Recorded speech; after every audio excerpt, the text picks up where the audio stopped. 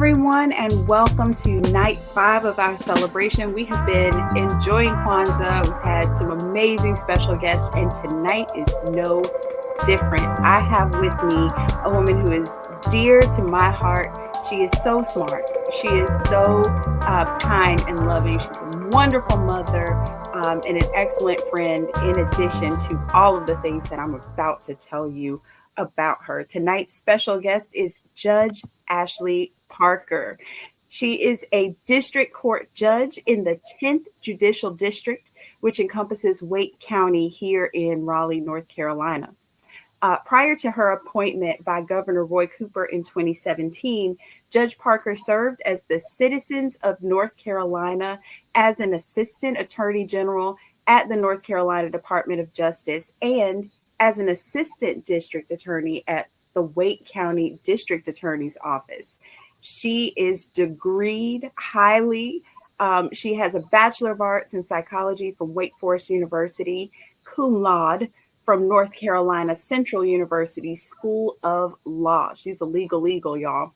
She's been practicing law since she was 24 years old. She's a leader in our community. She serves as the lead child support judge in Wake County and one of only 2 abuse, neglect, and dependency judges. She's also an instructor at Meredith College's paralegal program, where she teaches civil litigation.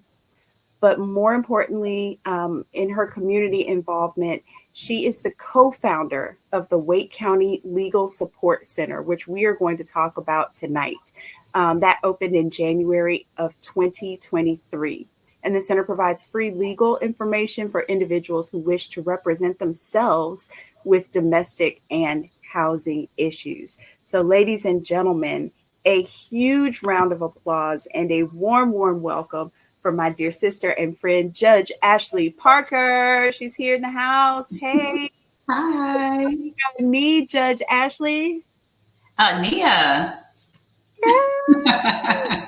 I love it. So tonight is all about purpose. Tonight is all about how and where we find ourselves connecting to our community and to our traditional greatness. So just as a starter, tell us about how you have encountered Kwanzaa and where your relationship with the holiday comes from.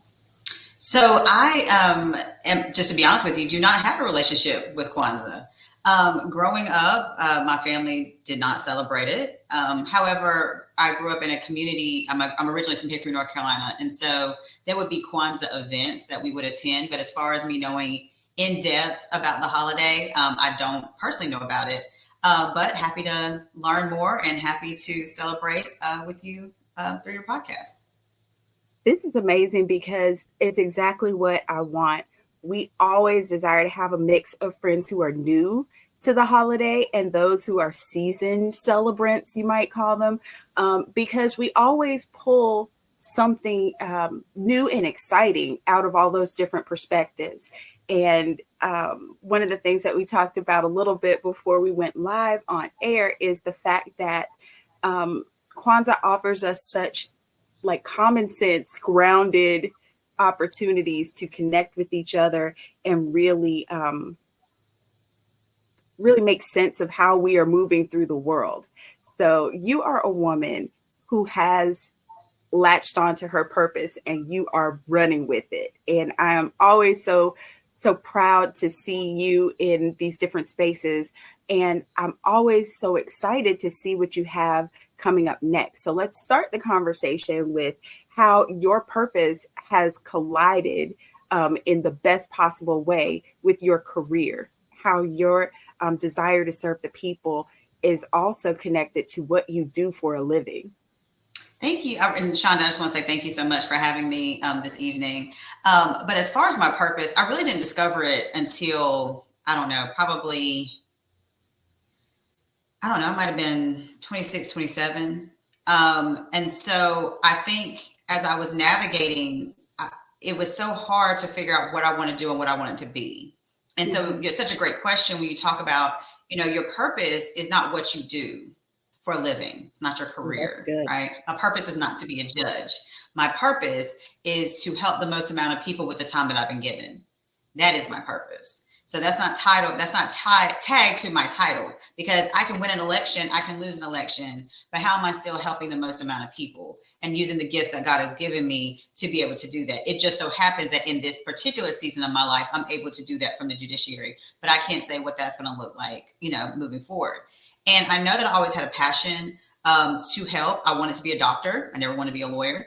That was not anything that I was trying to do. So I was running from it. And I think a lot of times, sometimes we do run from our purpose. I think there's times that we run from what God is calling us to do and the things that He is leading us towards. And so it was basically my junior year of college when I was like, med school is not going to happen. I'm taking all these other majors. I'm not feeling fulfilled at all. What's going on? And I tell people all the time, when you're talking about purpose, when you feel like you're spinning your wheels, that's when you need to sit down. You need to meditate. You need to pray. You need to, journal, whatever it is you need to do. You need to just, have that one-on-one time with God and say, God, I don't know what's going on. I don't know what's next, but I need you to guide me. Right. And in that moment that I had with him, he said, Ashleigh, 3 things about yourself. 1, you like to talk. 2, you like to argue. And 3, you want to help people. You need to go to law school. So that's how all of that came about. But to go back to running from it, my dad was the first Black prosecutor on the western side of the state. So growing up, everybody was asking me, are you going to be a lawyer like your dad? Are you going to be a lawyer like your dad? And I'm like, no, I want to do my own thing. I want to do my own path. Parents were super supportive of that. My dad's like, go be a doctor, go do whatever else, And it wasn't until that moment, like I said, my junior year of college, that it was so clear to me that I'm running from something that I'm called to do in this season to help people. And so that's kind of how the trajectory of learning my purpose was, really looking at what are you good at? What are your gifts? What are your talents? And then how can you maximize that to help other people? Wow. So I heard you mention journaling and praying and meditating, sitting down and being still. What are some of the things that you have found in reevaluating your purpose and understanding what's next, or the specificities? Like, you found your niche, that helping people and doing that through the law is where your bubble is, right? So how do you get super specific and say, okay, this is a specific need in my community and this is how I need to address it? What are some of the things that you found useful and helpful in getting that part? Flexibility. I like to say all the time, God laughs at our plans. He laughed at me. He's probably, laughing at me thinking like, oh, she's going to be a radiologist. Ha ha ha. So flexibility for sure. So I started out when I said, okay, I'm going to law school. I wanted to go to Central. That was my dad's alma mater. That's where he went. My cousin had gone there. And that's where I wanted to go as my top choice. I'm grateful that I got in there. But at that point, I said, I want to be a prosecutor as well. I want to retire like my dad did. And I want to work in the Wake County DA's office, which was ironically where he had worked. So all these things that I said I wasn't going to do, I ended up doing all the same things.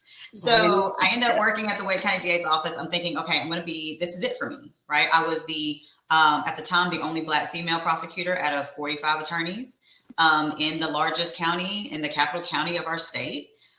Which has its own challenges for another episode, but I would just say that I'm taking notes right now, going another episode.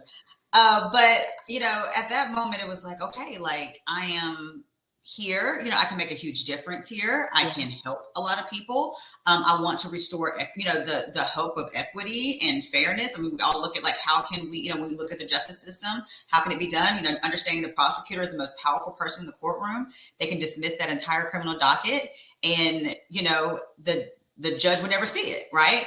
And at this moment, I really saw a huge opportunity for me to make sure that plea deals were fair and equitable, right? Regardless of race, understanding that I had, dealt with racism growing up in a very small town in Western North Carolina, that I wanted to make sure that did not, happen to the individuals that I was, serving in that courtroom. Yeah. I thought that was it for me, Chanda. That was what I was going to do. This is where I'm going to be. This is it. And, I have a mentor who is a Superior Court judge and my big brother and best friend. And he looked at me and he said, Ashleigh, you're going to make a great district court judge one day. A great judge one day is what he said. And I was like, okay. Who? Where? No, okay. I have not at all. Right. And it's so funny how you got to be mindful of, even when you're looking at your purpose, that there's people who will speak into your life that you won't actually, I'm not going to say believe, but you'll just be like, what? Where'd that come from? but it plants a seed. That's God planting the seed. That's God, the Holy Spirit planting the seed. And so at that point, I just kind of brushed it off and I kept it moving. And one day I was in court, and like I said, I'm the only Black female in there, and the audience was full and looked just like me. And I looked at the bench, and there was not a Black female district court judge in Wake County. We had 19 at the time. We had one Black female who did family court, and that was it out of 19 judges. And it was literally at that moment I heard God say clearly, "I've called you to be a judge." And I'm like, "Oh no, God, I'm good. I'm good right here." But I had already had experiences with him before that I knew that, if I try to go the other way, he's not here for it. So I was like, all right, I'll submit. So, at that point, I started talking to other mentors, talking to judges that I respected, talking to people and figuring out what I needed to do if that was something I was going to do. And so I ended up leaving my dream job. Like I said, stay flexible. Ended up leaving my dream job and going to the Attorney General's office to represent the DMV. And so Girl, I had to take a deep breath right there. Wait a minute. Left what I thought, I was going to do and how I was going to do it. And I said, okay, here I go. And at that point, as I ended up leaving and going to the DMV and going to that job, I was there for 3 years. I loved it. I got to travel all over the state. I got to see other judges outside of just my one county. I got to have so many different opportunities to have a variety of experiences, which is really helpful because I knew I might be young when I became a judge. I didn't think I would be 30. But it was giving me a wealth of experience. And the ironic part about it is that what we didn't know was that when I was there, I was going to meet a lot of influential people like Stormy Ford, who is now, a Raleigh City Council woman with your husband, was my campaign manager. She introduced me to Christy Jones, who was Roy Cooper's chief of staff downstairs. And so fast forward to 3 years later, when it's time for me to run or try to get appointed for the judiciary, I had worked for Governor Cooper in his office because he was the attorney general over there. Like, it was crazy when you think about all the lineups and all the people that I met along the way that had I not been flexible. There you go. All the things that have to just be in the correct order at the right time with the absolute correct people in circle. All of the things that have to line up for you to end up by accident in front of an opportunity. Mm-hmm. But it was because of flexibility. Yeah, it was flexible. It was God, me saying, God, I surrender to you. Where you want me to be, I will go. What you have for me, I will accept. This is challenging. It's not easy, but I know what you called me for, and I'm going to keep pushing forward. And so, people look at me now and they say, oh, she's a judge. She's walking in her purpose. But once again, people don't understand that, you think a journey looks like this, and everybody knows it looks like this. So, in January of 2017, one of my mentors moved up and became a Superior Court judge. And so he said, hey, Ashleigh, you want to be, I think it's time for you. And I was like, oh my God, I'm 29, just turned 29. I was like, it's too early, whatever. He's like, no, I believe in you. I think you're ready. I've only been 5 years out of law school. So this is very unheard of. Yeah. So the way that it works at the time is that all of the individuals who are interested in becoming a judge, they've all put their name in the hat, and everybody votes for them. The lawyers in the county vote, and the top 5 names go to the governor, and he can pick from those names. And so I put my name in the hat, and I got second in the bar vote. And so I was super excited, thrilled, God, okay, I'm walking in the path. Like, this is happening. Like, I'm ready for this. And I'll never forget, it's Memorial Day weekend of 2017. And I got the call from the governor's office that I did not get the district court judge position. And I was devastated, right? I had put it all out on Facebook. I had put myself out there. I thought I was walking in my purpose. God, what's happening? Now I'm embarrassed. This is mortifying, all of that. And so I did not want to, I was like, okay, well, I don't want to do this anymore. I don't want to be a judge. Like, I don't care. Like, I'm over it. Like, never mind. Never mind. I was playing. Never mind. You good, God. You got it. I'm good. I get it. You ain't got to tell me twice. And I think it's important that we take a minute and talk about, like, what happens when that flexibility does not appear to work out. We know that all things work for the good, but what happens? What does that really feel like? What does that really look like when plans go awry and when your flexibility is like not rewarded? Because, you're like, okay, God, I hear you. I'm listening and I'm doing the thing. Yes. And then it falls flat. Oh my God, the disappointment. How did you move through that? There's got to be a process there that you accessed, a download that somebody somewhere needs. For sure. I mean, the biggest thing that I did was I felt all the feelings and I was honest with myself about it, right? Like, God is a good father, but he is our father, right? So knowing I could come to him and I could go to him and say, God, I'm disappointed. I'm upset. I'm hurt. I don't know. I wasn't trying to shy away from it. I was just being real. Like, this sucks right now. But I'm so grateful that not only was I sharing that with him, but I was sharing it with other people. And I like to call them my life board of directors. And so the life board of directors are the people that, I say everybody needs. These are the people that keep it 100 with you. They tell you the good, the bad, and the ugly about yourself in love, right? Yeah. And so I went to them and I was like, look, I'm not feeling this. I don't want to do it. Stormy, I don't want to do this. All the things. And my life board of directors was like, God, if God calls you to this, if this is your, part of your purpose or part of the things that you're supposed to be doing to fulfill your purpose, then you need to keep pushing. Right. Mm-hmm. And so through that motivation, through those voices, those positive voices in my life, I said, you know what? If the governor won't give it to me, I'm going to take it. So I decided I was going to run. This is a whole year and a half early. Nobody does that for district court races. Like, it's insane. But I was like, I'm doing it. I'm going to run. And I'm going to start early because I'm going to do what God told me to do. Right. But I heard clearly. Yeah. And so I launched my campaign. Like, I was there. I remember. I still have my fan. I have a fan that says, I'm a fan of Ashleigh. It's amazing. It's cute. It has her face on it, little church fan and everything. And I have kept that all these years because it now has a place of honor next to my Kamala Harris fan and my Obama fan. Like, I have a collection, right? I'm honored. You are one of them. Oh, I'm so honored to be amongst those esteemed individuals. So, but yeah, I launched it. And the very next day, another judge retired completely out of nowhere. And I was like, really, God? Really? And I was like, you know what? I don't even want to put my name back in there again. I don't even want to let the governor tell me no again. I'll let the people decide. Like, I'm not even going to worry about it. That's really real. That right there, I'm not doing it again because I'm not gonna let you tell me no twice.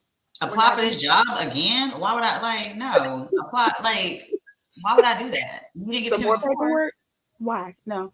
Well, I'm not doing it. I feel that in a very real place. Yeah, I've been rejected. Like, I'm not gonna set myself back up for rejection. Kind of mindset. Right. Once again, life board of directors was like, if God called you to this, you're going to do everything in your power to get this, right? If it's about you and your ego, then so be it. But that's edging God out. That's what an ego does. But if it's, and anybody can steal that, I stole it from somebody else. Ooh. But EGO, I like that. For my friends who are EGO, edging God out. Edging God out. I said you are edging God out. But if it's about him and what he called you to do, then you're going to put yourself in every situation that you can to make sure that it comes to fruition. You're going to be flexible. You're going to put yourself in position. So I said, okay, fine. I will run and I will put my name in. So I continue to run all these bases. I'm going to do all the things, right? So, we had my campaign kickoff. That's what you're talking about with the fan. It was at Chavis Park. The old Chavis Park. Let's go back to the old Chavis Park, right? The original, the OG. The OG Chavis Park in 2017. And so when people are like, oh, the new Chavis, I was like, nah, baby, I was here for, don't act like I'm brand new. Don't do that. I was here at the OG Chavis Park because I wanted to be with my people. I wanted to launch it in the space and the place that I felt like was important, the history, the legacy of our community. And that's where I wanted to launch it. That there was so many amazing people who showed up for me. But at the same time, I'm also, kind of waiting on the governor. So I get number one in the bar vote, but it's not guaranteed. But like I said, I'm still running. I'm still pushing forward. And then in November of 2017 was when the governor called me and asked me to be Wake County's next district court judge. And, it's a true testament of not me, but just God's grace. And like, even though I'm fussing at him and like, why is this happening? That he said, my timing is perfect. Yep. Because the way it worked at the time was that you finished the term of the judge whose seat you took. So if I would have gotten that first seat that I wanted, that term was only 18 months. The seat that I ended up getting at the end of the year was for 3 years. So I didn't have to run again until 2020. So I am a true living testament that when God shuts one door, he opens up a better one every single time. And you've got to trust him as you're moving forward in your purpose. It's amazing when you sit still and you let God be in control, when you truly like take your hands off the wheel and let him control those decisions and those moments where you end up, because there's no way you could have foreseen that. Never. You couldn't have Never. counted that and plotted and strategized around that. There's some things that like strategy just won't touch. Mm-mm. No, Yeah, not at I'm all. gonna circle back to something else that you said, because it echoes one of my questions that I had programmed, because we also know about how like having a list of programmed questions for these kinds of things goes. But I was going to ask you about, how you feel about the actual official definition of Nia as is given to us in Kwanzaa, right? And that definition is to make our collective vocation the building and developing of our community in order to restore our people to their traditional greatness. And then you talked about Chavis and all the legacy and all the people in the community who have come together and come through that space and created this amazing legacy here in Raleigh that has stretched beyond, of course. But talk to me a little bit about, and also you've talked about your dad and all of the historical mile markers that he smashed through and pathways that he created. So talk to me a little bit about how what you're doing is an echo of that legacy and how you are creating more opportunities for those who are coming behind you. Well, I would say, first of all, I mean, I absolutely stand on the shoulders of my dad. And I told him that. My dad ran for judge, he ran for DA, he ran for several things in our hometown and was unsuccessful, mainly because of his race. And so when I was sworn in that day, I, looked him in the eye and I said, Dad, I'm standing on your shoulders. Those failures that you thought were failures were really the setup for me. And now and today, and seeing you and your resiliency is why I was able to continue to push forward. And so it was not in vain. Those losses were not in vain. And then not only that, but to stand on the shoulders of someone I like to call Uncle Mike, but was also my dad's classmate in law school, which is Justice Mike Morgan, and the pathway that he provided for Black judges here in the county has just been monumental. So literally standing on their shoulders, they have reached back, and so many others, and our other, Black judges that have come before me that are still there and mentoring and just amazing individuals. But the main thing is that the fact that they have pulled back and pulled me up. And so that's definitely something I've definitely taken to heart and wanted to do and made sure that I've done for the other any judge that comes behind me. But, especially if we're talking about our race, like those Black judges that are coming behind me as well, to make sure that we are, prepared and doing the best that we can do. But as far as the legacy piece for the culture generally, I want to make sure that everybody who comes in my courtroom feels seen and feels heard, despite what their race is, how much money they have, whether they were able to afford an attorney or not, their education level, their, whatever that is, like to make sure that they know that they are heard, because I knew what it felt like to not feel seen and to be heard. Being a young Black female, not sure if people were rude or ignoring me, even as an attorney, saying, "Are you such and such a secretary?" Just complete ignoring, those type of things, even though I have the same degree. All those different things that I felt personally, wanted to make sure that people did not feel that same thing. And not just that, not only doing that in the courtroom, but also in the community, understanding that, the community to me is vital. And I want folks to know that we as judges are human and we are people. You know what I'm saying? I'm not here to judge you. I'm here to help you, but also to educate people on the fact that we are elected, to make sure that you know who we are and know that your voice can be heard as far as who sits up there to help you in your situation. And then also to make sure that our young people know and our youth know the positive aspects of the justice system and how they can play a positive role, instead of just looking at them coming in as defendants or juveniles or anything along those lines in a negative light, right? And providing opportunities for them to come into the courtroom, but also for young girls to see me and say, and I let them know that, going to their schools and out to events and saying, if I can do it, you can do it. Like, dream big, baby girl. Whatever you want to do, you can do it, despite what people are telling you. And so a lot of it is also telling my testimony, so that those individuals that look like me or don't, hopefully can be inspired to stand on my shoulders and go further. And Judge Ashleigh, I have heard Judge Ashleigh speak she is powerful. And it's not just your testimony, it's who you are and how you present yourself. When you come into a space, when you come into a room, you have a presence and a power that comes with you.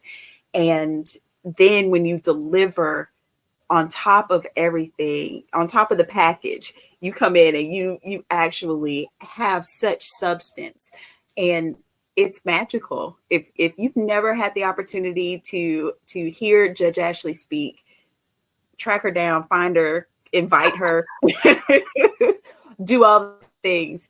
Because it's like I said, I described it as magical, and that's what it is. I just love that you trouble yourself to extend past going to your courtroom and hearing your cases and doing your paperwork and coming on home, and that's that. You are at these community functions and you show up in your high top Nikes like mine and your jeans and your Judge Ashleigh t-shirt, and everybody knows who you are, and just the way that you present and connect with the community is appreciated. And I see it and I get it, and I'm like, yep, there's my girl. And it just makes such a difference when people have a perception about judges and about the legal system and about what that looks like and who can operate in that space. So you've done tremendous work there. I just want to bring that to the light.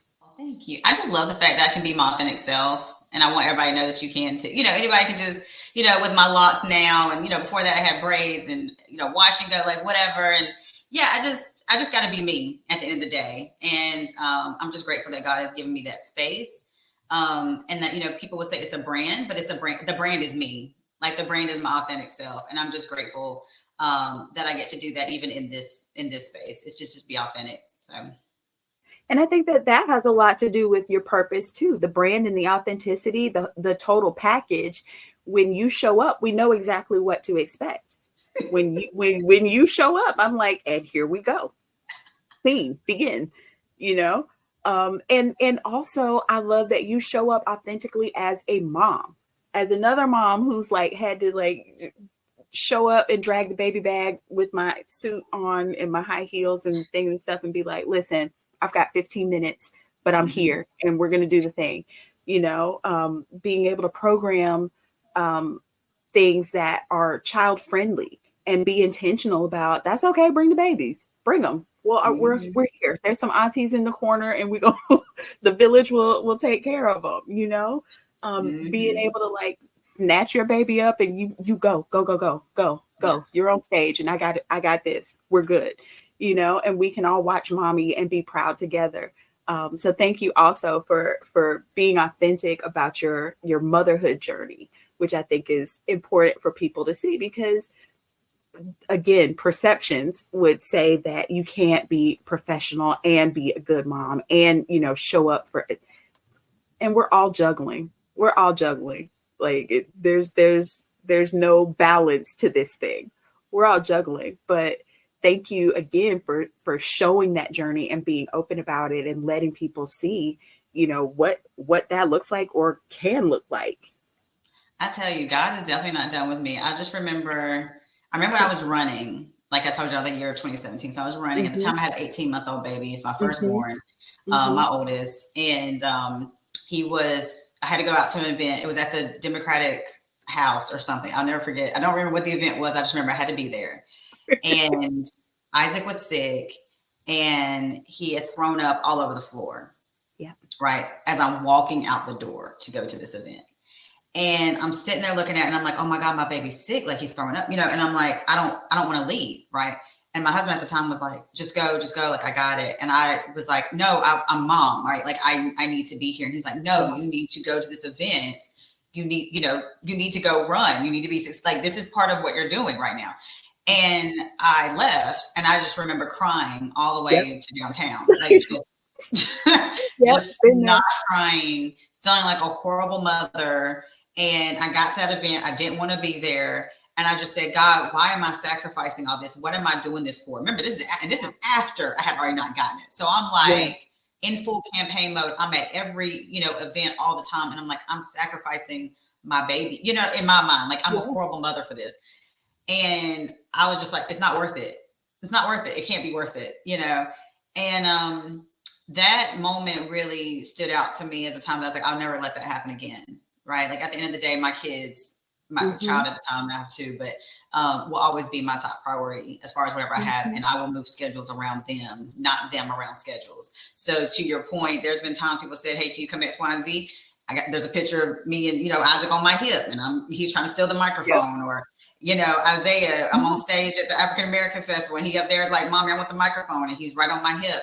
And I don't care, because I had that experience and I know what that's like, and I'll never sacrifice my kids. And then to go from being married to now being a single mom and still trying to do all the things, which I'm not trying to do all the things anymore because there's a lesson there. You know what I mean? I mean, now, you know, now it's me and it's them. And so you know, it's like, hey, even with us scheduling this, it's like, I'm juggling, I'm doing it, you know, I'm doing what I can.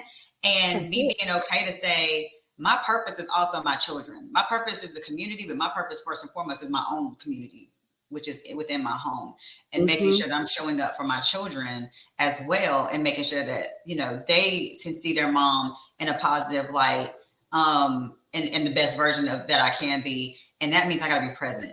So respectfully, y'all, I will shut down court to go to my son's school and go see whatever he's got going on.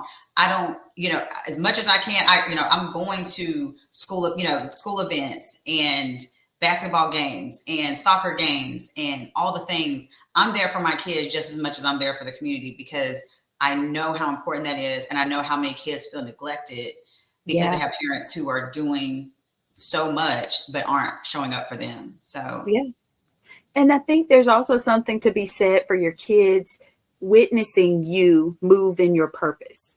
And your kids, like you said, him being right there at your side and right there on your hip when you are addressing the people, when you are moving and working in the community. There's lots of pictures of like Carly, you know, you know, right there in daddy's armpit, like, because he's doing a thing, or right there in the audience with mommy and we're watching daddy do his thing. And in reverse, there's lots of times that like I've had to make sure that she can come to the preview show where there's going to be a smaller, more contained audience. It's a final dress rehearsal kind of moment. But it's important for me that she sees me doing what I love. And she understands, like, when mommy has to go to rehearsal and I can't be here with you for bedtime, this is why. And I think she's coming to the age where that's starting to make sense to her.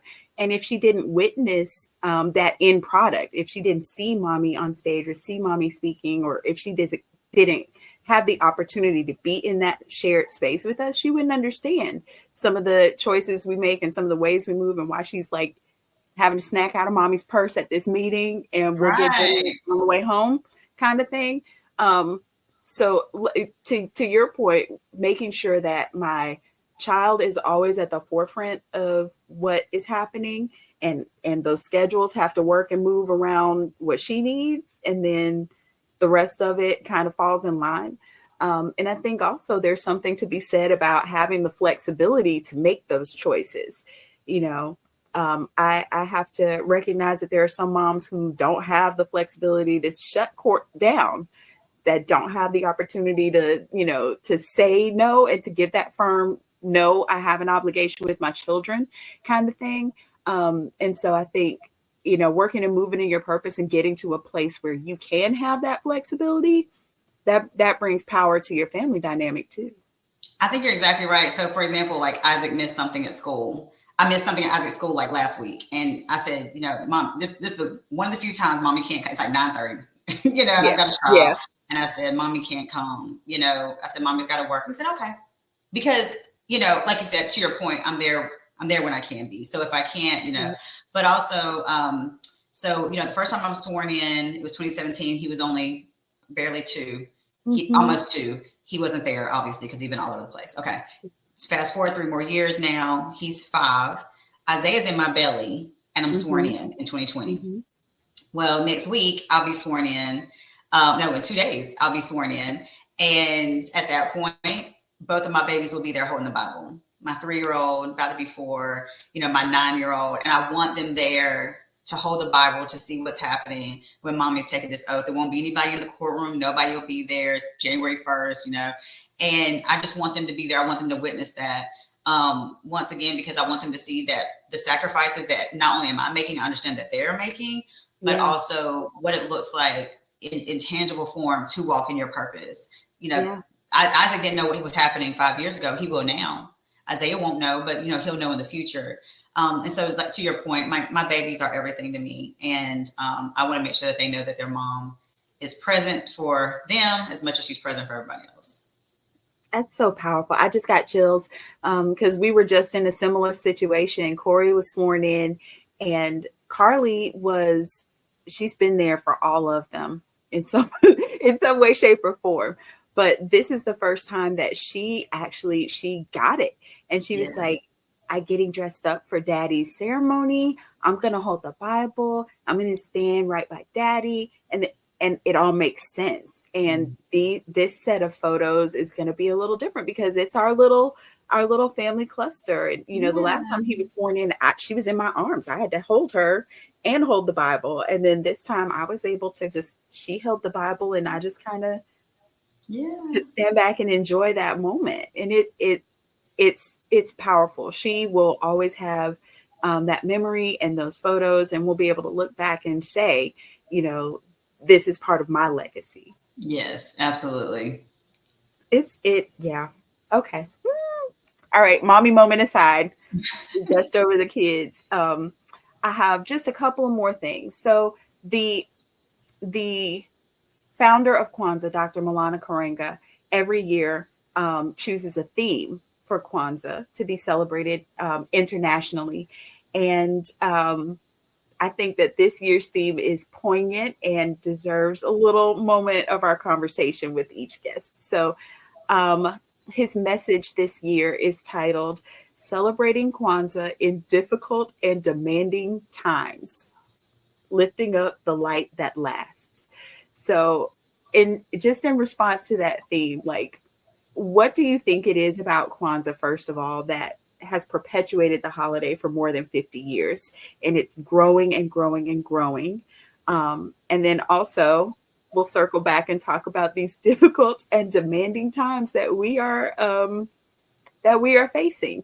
So I'll let you choose what order you want to go in, and we'll run the riff on that.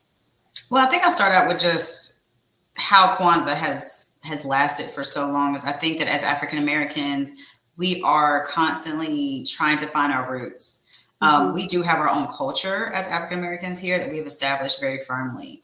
But I still think that there are so many ways that we have really lost our original cultures, knowing where we're from, what part of Africa that we're from, what tribe that we're from, how, the history of how we were brought here, what did our families do? What did our ancestors do? Unless the story is passed down, you don't really know. I mean, my story only goes back as far as my grandfather and my great grandparents, and that's all I have.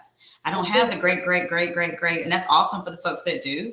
And like, we're constantly searching, I guess is my point. So like most of us, I've done ancestry.com, and that's completely changing constantly. A couple of years ago, it said I was 46% Nigerian. I just checked it right now. I'm 24% now. Right? And your DNA has not changed. So what my DNA has not changed. But what's changed is that they are getting better at targeting, where we're from. And even in that, I'm from all over Africa. Like, I've got Yoruba land now, Benin and Togo, Cameroon. I thought I was Kenyan. They said I was Kenyan back a couple of years ago, 5-6 years ago. I have no Kenyan in me whatsoever now. I was in Kenya and I was like, I'm 10% Kenyan. I am in Kenya bragging. I tried. Yes. Girl. I was looking for a lady who looks like you. I am not Kenyan, y'all, at all. Like, one thing hasn't changed is the 18% England and Northeastern Europe. Okay, that's clearly stayed the same. But the rest of this has just completely, my point is, we're constantly looking to get back to our roots, to figure out who we are and where we come from. And I think the thing that's beautiful about Kwanzaa is that there's an opportunity to embrace a portion of our culture, of our roots, to celebrate in unity, about, what it means to be African-American, what it means to be African and have that ancestry. So I think it's a beautiful thing that people really want to make sure that they're embracing for our culture and for our next generation. And then as far as the difficult times, we could look at it from like a global standpoint of difficult times with all the different wars that are going on. We can look at it from a national standpoint as far as, what's happening, as far as politics and those kind of things. But I just want to target it more so as just a personal. I think a lot of us are really in very difficult times personally. I think that we are in areas of growth, areas of transition, areas of questioning, areas of confusion. I think that's where I know I definitely have been, and I have been on a intense healing journey over the last several years. And so I think, navigating through that difficult season has really forced me, gratefully, to rely very heavily on my faith, to really rely very heavily on God, and letting him lead me. And I feel like I did back in 2017. I feel like that 10 times worse, right? Because it's not just professional anymore. Now it's personal. And what God has really called on me to do is to literally step off the cliff and free fall, right? Because that's the epitome of trust. Right? Ooh, that's scary. That's where I'm at. I'm literally free falling. And God said, the only way that I can do what I need to do, the only way that you can really exemplify your faith is by falling. Now, when you're falling, understand, I'm going to catch you. You're not going to hit the ground, right? By going off the cliff, I'm allowing him, in fact, to catch me and to do what a good father does, right? And so that's the space that I'm in. And so in that, I say that to anybody who's going through a difficult season personally, is I just want to encourage you to step out on that faith. Let God catch you. When you are spinning your wheels and you're trying to figure out what to do, what's next, what's happening, why is this happening, all those different things, stop. Give it to him, and he will lead you. If you feel yourself doing too much, that's whenever you know you need to give it to him and let him take control and guide you in the direction. And then once that happens, and since I've been doing that, I always have a word for my year. And so you'll be the first to hear it before I post it. But my word for 2025 is restoration. God is going to restore us back to and give us everything that was taken, everything that felt like it was removed, everything that felt like it was sucked out of us, whether it was life or purpose or hope or whatever. It's going to be restored, and it's going to be restored tenfold.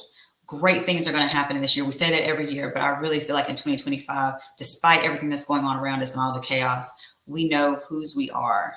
And when we rest in that and we give that to him, we're going to be just fine.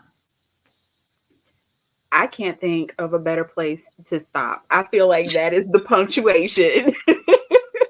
We're done here, because Judge Ashleigh has told us we're going to be fine. We're okay. Not only are we going to be fine, we're expecting great things. I am so grateful that I've had just a few minutes to share with you. It means so much to me being able to produce this series every year and gather. I'm so blessed to have these amazing people in my world and in my circle. And I'm like, well, this one needs to talk to that one, and that one needs to. I feel like I'm a connector. And so anytime that I can connect all of these amazing people in my world and in my village to a larger community, Kwanzaa has really just given me the opportunity to take off in some new directions and bring all the people I love with me. So again, I'm truly, truly grateful, Judge Ashleigh, for your support in uplifting Kwanzaa and spreading the message that this has some real world application. And we're not done on January 1st. Kwanzaa moves on with us. These 7 principles can continue to be a guide star as we navigate this terrain and navigate our purpose and figure out what it is we're supposed to be doing and how we are impacting and how we are living and leaving a legacy. So again, just truly grateful for your time this evening. And I'm going to let you tell everybody where we can find you and follow up with more information. Well, I want to say first and foremost, thank you again, Chanda, for having me. I know you talked about how you know all these amazing people, but we are blessed to know you because you're an amazing person, absolutely spectacular. You're the epitome of purpose in the sense of what I believe to be, using your gifts and talents in an open way so that people can really see it, embrace it, and feel it. And that's what you do through the arts. That is what you do through your life, through your smile, your light. I hope you know that you are walking in your purpose, that we see you walking in your purpose, and how you have your own individuality aside from being the wife of a politician and a council. You have your own bright, bright light that is shining, and that we see that, and we just value you and appreciate you. And I will just say one more thing for anybody who is, like I said, trying to figure out their purpose. One thing I really forgot to mention is, we all have gifts and talents that God has given us. Those gifts and talents will be your purpose, right? That will be how you will fulfill your purpose. Once again, it's not a title. And so as Chanda said earlier, yeah, part of my purpose is right now I'm on the bench. That's cool. What I really love is speaking. I really love, going out and doing speaking engagements, teaching, those type of things. And I'm grateful that I get to do both of those right now in this span of my life. But it's a gift that I have that I love to do. And so for you, when you're trying to figure out, man, what is my purpose? Number one, it's never too late to figure out what your purpose is. It's never too late to walk in your purpose, but know that your purpose will be fun. It'll be something you enjoy. It'll be something that just comes easy to you and is light work. And that's how you'll know that you're walking in your purpose and in your light. So I'm just grateful to you for this platform, for what you're doing to educate about this amazing holiday. Once again, walking in yours right now is how this even happened. Walking in that purpose is how this happened. So I'm just so proud of you. And so to connect with me, I'm on Instagram and Facebook at Judge Ashleigh, and would love to, LinkedIn, all those things are definitely under my name. And so I also have the website, judgeashleigh.com. Well, there you have it, friends. I want to take just a moment and wish you all a joyous Kwanzaa. We are celebrating here on night 5, Nia, purpose, and we have had a fantastic time. Come back tomorrow night at 7:00.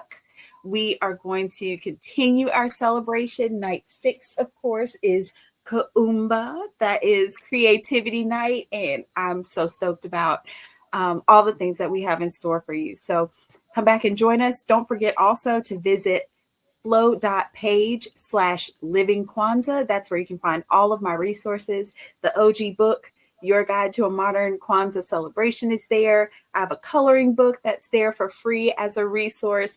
And I have the 7 Moments of Meditation free resources I developed this year as well. So go find those resources, follow up with me about Kwanzaa, get on the mailing list and the newsletter, because we are going to be charting our way through this next year. We're going to be navigating and going forward together. So I'm excited about building community that is going to embrace Kwanzaa 365 as we go forward. All right, everyone, Kwanzaa blessings to you all. May your Kwanzaa be blessed. Hariza Kwanzaa. Good night.